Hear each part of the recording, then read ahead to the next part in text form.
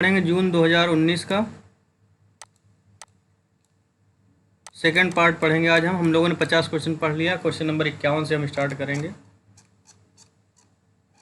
Question number 51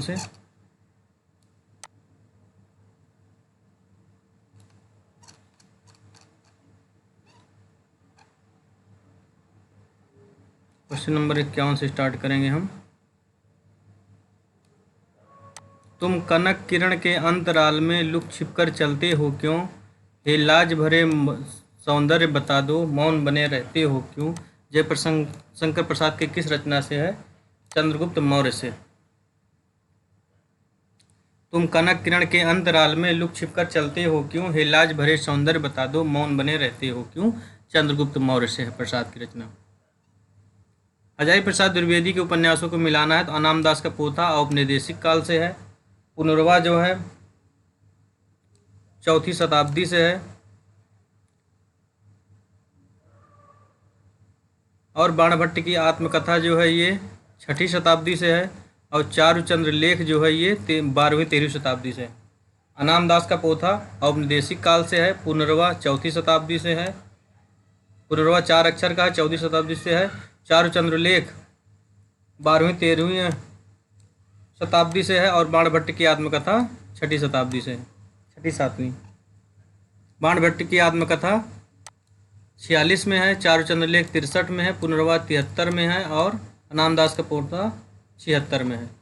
जैसे पुराना चावल ही बड़े आदमियों के खाने योग्य समझा जाता है, वैसे ही अपने समय से कुछ पुरानी पड़ी और परंपरा के गौरव से युक्त भाषा ही पुस्तक चलने वाले व्यवहार योग्य समझी जाती थी। शुक्ल जी ने उपयुक्त कथन जो है अपने इतिहास ग्रंथ के किस प्रकरण में है? तो प्रकरण 4 में बोला है चावल। प्रकरण 4 को याद रखना, चावल से। निम्नलिखित में से कौन से कवि उत्तर छायावाद से संबंधित है? उत्तर छायावाद से संबंधित कौन से कवि हैं? तो कौन से कवि हैं? बी और सी, शुक्ल अंचल है और नवीन है, ये दोनों उत्तर छायावाद से संबंधित हैं। क्वेश्चन नंबर 55 है, अगर प्रेम खूंखार शेर है तो मैं उससे दूर ही रहूंगी। मैंने तो उसे गाय ही समझा था। मैंने प्रेम को संदेह के ऊपर समझती हूँ। ये देह की वस्तु नहीं, आत्मा की वस्तु है। संदेह का वहाँ जरा भी स्थान नहीं और हिंसा तो संदेह का ही परिणाम है। वो संपूर्ण आत्मसमर्पण है। ये पंक्तियाँ गोदान के किस पात्र के द्वारा कही गई? तो मालती के द्वारा कही गई। किसके द्वारा? मालती के द्वारा।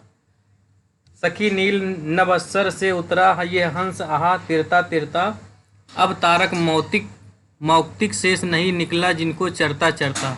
हंस पंक्तियां हंस के किस अलंकार से संबंधित हैं? तो रूपक अतिशयोक्ति। रूपक अतिशयोक्ति बात की गई है। सखी नील नभस्सर से उतरा ये हंस अतः तिरता तिरता, अब तारक मौक्तिक शेष नहीं निकला जिनको चरता चरता, ये रूपक अतिशयोक्ति से है। अगला क्वेश्चन है, जूही की कली को मिलान करना है। जूही की कली 16 में आई है, भारत भारती 12 में आई है, प्रिय प्रवास 14 में आया है और प्रथम रश्मि कब है? 1919 में है। प्रथम रश्मि 1919 में है। भारत भारती 12 में है, यहाँ दिया हुआ है, एक बार फिर से पढ़ते हैं। जूही कली 16 में, भारत भारती 12 में, प्रिय प्रवास 14 में, प्रथम रश्मि सुमित्रानंद पंत का 1919 में। निम्नलिखित कृतियों में कौन सी कृति रोमारोला की है? तो इसमें कौन सी है? महात्मा गांधी विश्व जीवन के अद्वितीय पुरुष। महात्मा गांधी विश्व जीवन के अद्वितीय पुरुष जीवनी कृत रोमारोला की है, जबकि बापू की झांकियाँ काका कालेलकर की। बापू जो है घनश्याम दास बिरला की 1940 में, अकाल पुरुष गांधी जैनेन्द्र की है। यदि प्रबंध काव्य एक विस्तृत वनस्पति है तो मुक्तक एक चुना हुआ गुलदस्ता किसका है? शुक्ल जी का कथन है। निम्नलिखित में से संविधान की 8वीं अनुसूची में कौन सी भाषा है? नेपाली। नेपाली राजस्थानी भी नहीं है इसमें। कॉलरिज की काव्य संबंधी धारणा का प्रमुख आधार क्या है? जयवादी सिद्धांत। कॉलरिज की काव्य संबंधी धारणा का प्रमुख आधार क्या है? जयवादी सिद्धांत। स्वच्छंदतावादी वर्ड्सवर्थ हैं, यथार्थवादी कार्वे हैं, संरचनावादी प्रोफेसर फार्दनाद डी शश्यूर हैं, प्रतीकवाद वादलेयर हैं, बिंबवाद टी ह्यूम है, अजनबीपन जो है स्केलोवस्को हैं, विखंडनवाद जैक दरिदा हैं। ये मेरे जीवन का केवल अर्ध सत्य है। मैंने केवल बहिरंग जीवन का ही विवरण दिया है। जहाँ तक अंतरंग जीवन का प्रश्न है वो नितांत मेरा अपना है। आपको उसका सहभागी बनाने की उदारता मुझ में नहीं है। यह कथन किसना है, किस कथाकार का है? नगेंद्र का है। यह मेरे जीवन का केवल अर्ध सत्य है, किस रचना से है? डॉक्टर नगेंद्र से है। किसके? इनकी अर्धकथा 1988 से है। ये मुंडेर पर सूरज किसकी रचना है? प्रथम भाग रामविलास शर्मा के, दूसरा भाग देर सवेर द्वितीय भाग, आपस की भागे बातें तृतीय भाग। रामविलास की शर्मा की आत्मकथा जो है 3 भागों में, मुंडेर की पर सूरज प्रथम भाग, देर सवेर द्वितीय भाग, आपस की बातें तृतीय भाग। निम्नलिखित में से कुछ उपन्यास बताइए जिसमें राम और काम का द्वंद्व है? तो मानस का हंस में राम और काम का द्वंद्व चित्रित किया गया है। क्वेश्चन है, राम की शक्ति पूजा कब आई थी? राम की शक्ति पूजा 1936 में निराला की रचना है। इनका जन्म कहाँ हुआ था? महिषादल मेदिनीपुर 1899, और कहीं कहीं 97 मिलता है। 97 ही भी सही है। जब लाला श्रीनिवास दास किन किन विधाओं में लिखे हैं? तो लाला श्रीनिवास दास नाटक लिखे और उपन्यास लिखे, न कविता लिखे न आलोचना। तीसरी कसम में गाड़ीवान ने कौन सा सामान न लादने की कसम खाई है? तो दुल्हन की डोली न लादने की कसम नहीं खाई है। और लादने की कसम क्या क्या खाई है? कंपनी का बांस नहीं लादेगा, चोरी का सामान नहीं लादेगा और बांस नहीं लादेगा। कंपनी की औरत चोरी के सामान और बांस नहीं लादेगा। दुल्हन जो है डोली की लादेगा। गैगरीन कहानी की मालती बचपन से कैसी लड़की थी? सी सही है इसमें, यानी उद्धृत और चंचल लड़की थी और चोरी के से क्लास में भागने वाली लड़की। गैगरीन कैसी लड़की? मालती बचपन से कैसी लड़की थी गैगरीन कहानी में? तो उद्धत और चंचल लड़की थी और चोरी के क्लास से भागने वाली लड़की थी। अगला क्वेश्चन है, क्वेश्चन नंबर 68 है। मन्नू भंडारी अपनी आत्मकथा में आपका बंटी उपन्यास विभिन्न समीक्षकों में किस पक्ष को उपेक्षित मानती है? तो मुख्य स्त्री पात्र अस्तित्व का उपेक्षित मानती है। इनकी रचना 1 इंच मुस्कान कब की? 63 की, राजेंद्र यादव के साथ सही उसमें लिखा है। आपका बंटी कब का है? 71 का। महाभोज कब? 79 का। कलवा है और स्वामी कब है? 2014 में। हिंदी के प्रथम महिला उपन्यासकार कौन मानती है? सदी सातवीं प्राण अबला को माना जाता है। इनकी रचना जो है 1890 में सुहासिनी है। नई कविता के प्रथम अंक में निराला की किस कविता को अनेक कवियों का सामूहिक रूपांतरण प्रकाशित हुआ था? तो जूही की कली, जिसको महावीर प्रसाद द्विवेदी ने अश्लीलता का आरोप लगाकर वापस कर दिया था। शुक्ल जी ने न तो भारत के रूढ़िवादी को स्वीकार किया न पश्चिमी व्यक्तिवाद को। उपयुक्त कथन किस लेखक का है? रामविलास शर्मा का। शुक्ल जी ने न तो भारत के रूढ़िवाद को स्वीकार किया और न पश्चिम व्यक्तिवाद को। रामविलास शर्मा के प्रमुख ग्रंथ हैं प्रेमचंद 1941, प्रेम भारतेंद्र हरिश्चंद्र 1942, गोस्वामी तुलसीदास और मध्यकालीन भारत 1944, निराला 1940, साहित्य और संस्कृत 1949, भारत की भाषा समस्या 1949, प्रगति और परंपरा 1953, भाषा साहित्य और संस्कृत 1954, आचार्य शुक्ल और हिंदी आलोचना 1956। क्वेश्चन नंबर अगला, रचना काल की दृष्टि से रचनाओं का सही क्रम लगाना है। तो सबसे पहले नाट्य शास्त्र है, फिर ध्वन्यालोक है, फिर साहित्य दर्पण है, फिर पहले नाट्य शास्त्र है, ये गलत है। पहले नाट्य शास्त्र है, फिर काव्यालंकार है, फिर ध्वन्यालोक है, फिर साहित्य दर्पण। नाट्य शास्त्र, काव्यालंकार, ध्वन्यालोक, साहित्य दर्पण। नाट्य शास्त्र भरत मुनि का है, काव्यालंकार भामा का है, ध्वन्यालोक आनंदवर्धन का है और साहित्य दर्पण विश्वनाथ का है। इस समय तो भारतीय पुरुष जैसे अपने मनोरंजन के लिए रंग बिरंगे पक्षी पाल लेता है, उपयोग के लिए गाय घोड़ा पाल लेता है, उसी प्रकार एक स्त्री को पालता तथा पालित पशु पक्षियों के समान ही उसके शरीर और मन से अधिकार समझता है। यह कथन किसका है? महादेवी वर्मा का। आधुनिक युग की मीरा इन्हें कहा था। 1907 में इनका जन्म हुआ था। वीणा आधुनिक विशाल हिंदी के विशाल मंदिर की वीणा पाणी भी कहा जाता है। बौद्ध दर्शन से ये प्रभावित थी। अतीत के चलचित्र 1941 में इन्होंने लिखा। इनके जो प्रतीक है प्रिय वो है बादल और दीपक और बादल। पथ के साथी 56 में, मेरा परिवार 72 में, पशु पक्षियों पर इन्होंने लिखा है। निहार रस नीरजा सांगीत यामा इनकी प्रमुख रचना। यामा पर इन्हों ज्ञानपीठ मिला। केशवदास की रचना कौन कौन सी है? तो विज्ञान गीता है और रसिक प्रिया है। रामचंद्रिका, रतन बावनी, विज्ञान गीता, जहांगीर जस चंद्रिका, वीर सिंह देवचरित। कठिन काव्य का प्रेत शुक्ल जी ने कहा है। प्रबंध रचना के योग्य न तो केशव में शक्ति थी ना अनुभूति, केवल उक्त वैचित्र और शब्द कीड़ा के कवि थे। किसने कहा था? शुक्ल जी ने। नामवर सिंह ने संस्कृत और सौंदर्य निबंध में हजारी प्रसाद द्विवेदी द्वारा रचित अशोक के फूल की रचना का उद्देश्य में से क्या माना है? आर्य संस्कृत की शुरुआत के अहंकार पर चोट। आर्य संस्कृत की शुद्धता के अहंकार पर चोट। कौन सी रचना में नामवर सिंह ने संस्कृत और सौंदर्य निबंध है। बकलम खुद किसका है 1951 में, नामवर सिंह का है। वाद विवाद किसका है 1989 में, नामवर सिंह का है। अशोक के फूल 48 में है, कल्पलता 51 में। अशोक के फूल कल्पलता आ का अक, फिर मध्यकालीन धर्म साधना 52 में, विचार वितर्क 57 में, विचार प्रवाह 59 में, कुटज 64 में, साहित्य सहचर 65 में है, आलोक पर्व 72 है, शीरीष के फूल है, भारतीय संस्कृति की देन है, कला और काव्य कला है, कविता का भविष्य नई समस्याएं हैं, आम फिर बौरा गए हैं, बसंत आ गया। बसंत आ गया किसकी रचना है, अजय प्रसाद द्विवेदी का। और अवतारवाद है। जन्म काल के अनुसार कवियों का सही क्रम बताना। केशवदास 1555 है, बिहारी 1595 है, मतीराम 1604 है, घनानंद 1673 है। 1555 है केशव, बिहारी 1595 करेक्ट है।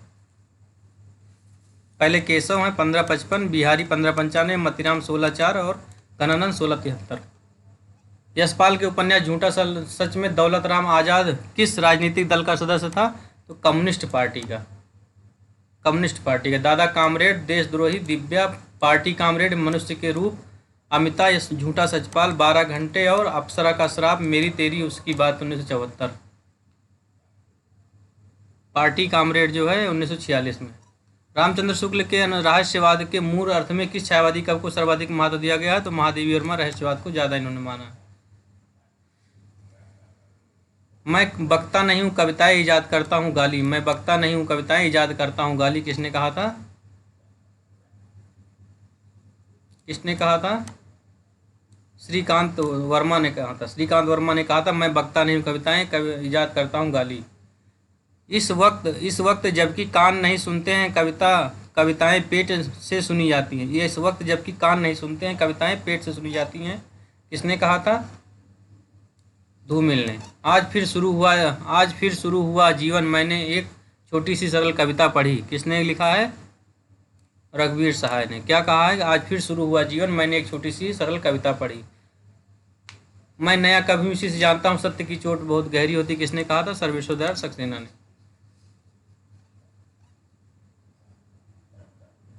धूमिल के महत्वपूर्ण पंक्तियां हैं, इस वक्त जबकि कान नहीं सुनते हैं कविताएं पेट से सुनी जाती हैं। यह जनतंत्र जिनकी रोज सैकड़ों बार हत्या होती है। भूख से रिरियाती हुई हथेली का नाम दया है। हाँ हाँ मैं कवि हूँ यानी भदेश, यानी भाषा में भदेश, किसकी सब रचनाएं हैं, धूमिल की। मैं नया कवि इसी जानता हूँ, सत्य की चोट बहुत गहरी होती है, लीक पर हुए चले जिनके चरण दुर्बल और हारे हैं, लोकतंत्र को जूते की तरह उठाए लाठी में लटकाए हुए भागे जा रहा है, सीने फुलाए, किसका है सब, सर्वेश्वर दयाल सक्सेना। राष्ट्रगीत में भला कौन वो भारत भाग विघाता है, फटा सुथरना वो पहले जिसका गुण हर चरना गाता है, आज फिर शुरू हुआ जीवन, आज मैंने एक छोटी सी सरल कविता लिखी, किसकी रचना है, रघुवीर सहाय। बहुत इंपॉर्टेंट ये सब है। अब शमशेर बहादुर सिंह की पंक्तियां हैं, चुका भी हूँ मैं नहीं, कहाँ किया मैंने प्रेम अभी, एक पीली शाम पतझर का जरा अटका हुआ पत्ता, बात बोलेगी हम नहीं भेद खोलेगी, किसकी रचना है सब ये, शमशेर की। सबसे पहले क्या है, जबकि कान नहीं सुनते पेट से सुनाई जाती हैं कविताएं, जनतंत्र जिनका रोज सैकड़ों बार हत्या होती है, भूख से रिरियाती हथेली का नाम दया, हाँ हाँ मैं कवि हूँ यानी भाषा में भदेश, किसकी रचना है सब ये, पांडे धूमिल की। और मैं नया कवि उसे जानता हूँ, सत्य की चोट बहुत गहरी होती है, लीक पर वो चले जिनका चरण दुर्बल और हारे हैं, लोकतंत्र को जूते की तरह लाठी में लटकाए भागे जरा सीना फुलाए, किसका है सब ये, सर्वेश्वर दयाल सक्सेना का है। और राष्ट्रगीत में भला कौन वो भारत भाग विधाता है, फटा फुतन्ना जिसका गुण हर चन्ना गाता है, आज फिर शुरू हुआ जीवन, आज मैंने एक छोटी सी सरल कविता पढ़ी, रघुवीर सहाय का है। और चुका भी नहीं हूँ मैं, कहाँ किया मैंने प्रेम अभी, एक पीली शाम पतझर का अटका हुआ पत्ता, बात तो बोलेगी हम नहीं भेद खोलेगी, शमशेर बहादुर सिंह। प्रकाशन काल के दृश्य सुरेंद्र वर्मा के नाटकों का सही अनुक्रम क्या है, सुरेंद्र वर्मा के नाटकों के सबसे पहले द्रौपदी है 72 में, 8वां सर्ग है 76 में, शकुंतला का कुंठी 90 में, रति का कंगन। द्रौपदी 8वां सर्ग, शकुंतला की अंगूठी, रति का कंगन। द्रौपदी 8वां सर्ग, शकुंतला की अंगूठी, रति का कंगन। द्रौपदी कब है, 72 में है, और 8वां सर्ग 76 में है। शकुंतला की अंगूठी कब है, 90 में है, और रति का कंगन है। अगला क्वेश्चन, हिंदी पर सामासिक संस्कृत के वहन का दायित्व संविधान के किस अनुच्छेद में निर्धारित किया गया है, 351 में। गांधीवाद के संदर्भ में निम्नलिखित में से कौन सा कथन सही नहीं है, तो कौन सा कथन सही नहीं? इसमें विचार स्वतंत्र का अभाव है, इनमें विचार स्वतंत्र का अभाव, ये गलत है। स्वतंत्र विचार तो इनमें था ही।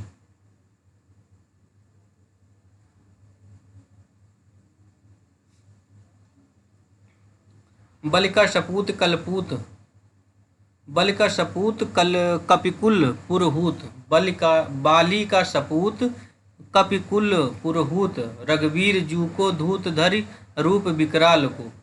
किसकी रचना है ये? बाली का सपूत कपिकुल पुरहूत, रघुवीर जो को दूत धरि रूप विकराल को। किसकी लाइनें हैं ये? सेनापति की। क्या है? बालिका सपूत कपिकुल पुरहूत, रघुवीर जू को दूत धरि रूप विकराल को, सेनापति की है। और जद्यप सुधा सुलक्षणी सुबरन सरस सवित, भूषण न बिजाज हैं, कविता बनता मित, भाषा बोल न जाने जिनके कुल के दास, राम को काम कहाँ रिपु जीते हैं, कौन कबे रिपु जीते हो कहाँ, केशवदास का है। गोरखा जगाए जोग भगत भगाए लो, किसका है? तुलसीदास का। अबलो नसानी अब न सही हो, तुलसीदास का। केशव कही न जाए का कहिए, तुलसीदास का। और बालिका सपूत कपिकुल पुरहूत, रघुवीर जू को दूत धरि रूप विकराल को, सेनापति का है। और वृष को तरन तज सहसो करन तप, दरि जदुराई, सेनापति दुखदाई देखो, सेनापति का है। और को कितेव उपाय करो, कत होत है अपनो पीर पराए, इसकी रचना है मतिराम की। कुंदन को रंग फीको लगे, झलके अति आंगन चार गुराई, और केल के रीत अघाने नहीं, दिल ही में लला पुण्य घात लगाई, मतिराम की है। कल कौतुक रूपक के रचयिता कौन है? प्रताप नारायण मिश्र है। प्रेम पुष्पावली, मन की लहर, लोकोक शतक, तृप्त अंताम, बुढ़ापा, हरगंगा और श्रृंगार विलास, किसकी रचना है सब ये? प्रताप नारायण मिश्र की। भक्त सरोवर से प्रेम मालिका, प्रेम सरोवर, प्रेम माधुरी, प्रेम तरंग, फूलों का गुच्छा, बकरी बिलाप, विजयंती विजयनी, विजय बैजंती, नए जमाने की मुकरी, बंदर सभा। और नए जमाने की मुकरी याद रखना है यहाँ पे, अमीर खुसरो की नहीं है। नए जमाने की मुकरी भारतेंद्र हरिश्चंद्र के। और बसंत होली है, विजय वल्लरी और जातीय संगीत है, ये सब भारतेंद्र हरिश्चंद्र के। बच्चन सिंह सिहर सा गया, और उसके हाथों की अभ्यस्त निठुराई को कैसे जैसे किसी मानवीय कोमलता ने धीरे से छू लिया। किस कहानी का है ये? राजा निर्बंसिया का है। बच्चन सिंह सिहर सा गया, और उसके हाथों की अभ्यस्त निठुराई को कैसे किसी मानवीय कोमलता ने जिसे धीरे से छू लिया, ये राजा निर्बंसिया से है।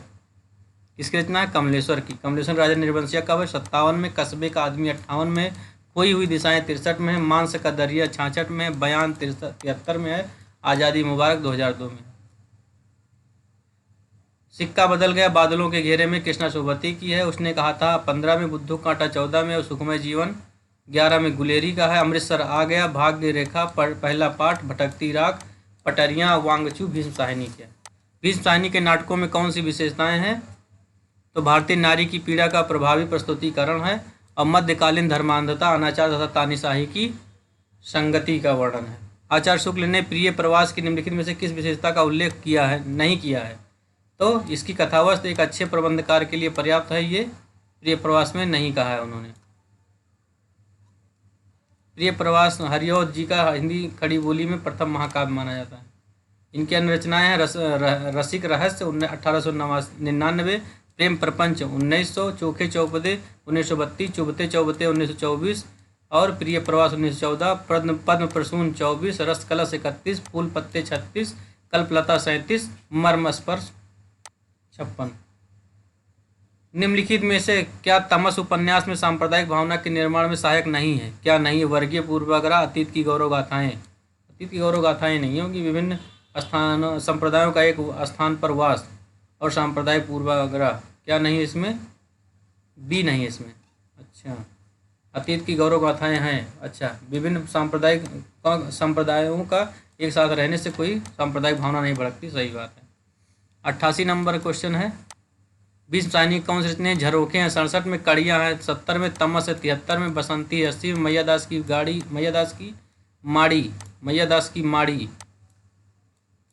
की माड़ी